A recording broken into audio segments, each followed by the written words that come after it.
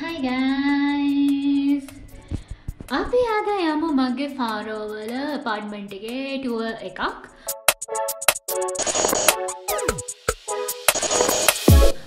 මේක ඇත්තටම මාර cheap. මේකට මම මාසෙකට ගෙවන්නේ යුරෝ 300යි. මේක තමයි balcony එක and washing machine එක කවුරු හරි ready දාලා තියෙනවා. මේක තමයි balcony එකේ view එක. කොහමද මේක apartment complex එක අපි ඉන්නේ 3rd floor එකේ. එතකොට අපිට තියෙනවා bathrooms දෙකක්. මේක තියෙනවා ඔක්කොම rooms තුනක්. මේක තමයි kitchen එක.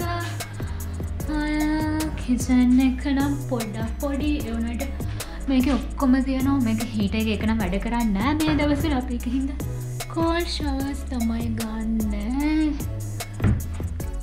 එතකොට අපිට මේකේ ඔක්කොම plates, cups හැමදේම තියෙනවා. ඊට මේක තමයි fridge එක, microwave එක. එතකොට මේක තමයි common area එක. මේක තමයි සාලේ.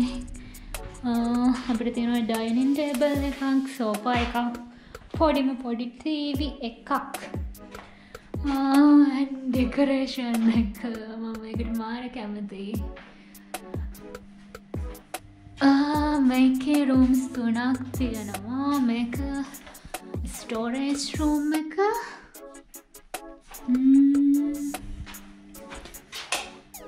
නෑ light එක මෙතන. okay.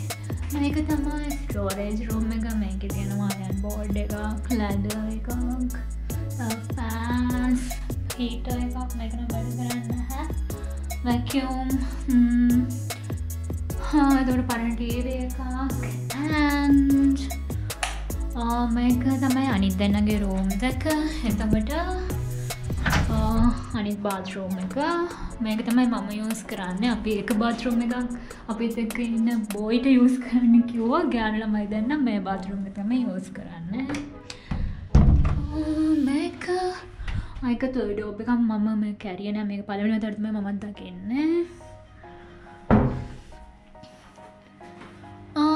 එතකොට මේක තමයි මගේ room එක. ඒකේ මට පේනවා ඇති අර හෙදි හිටපු room එකට වඩා නම් ගොඩක් ලොකුයි. එතකොට මේකේ තියෙනවා cupboard එක, මේකේ spring mattress එකක්. මේක මාර සැපයි මගේ ඇඳ. and මගේ කාමරේ නම් වැඩි පෙන්නන්න විදියක් නැහැ. ඒක අස් කරලා නැහැ. මේක තමයි මගේ window එකේ view එක.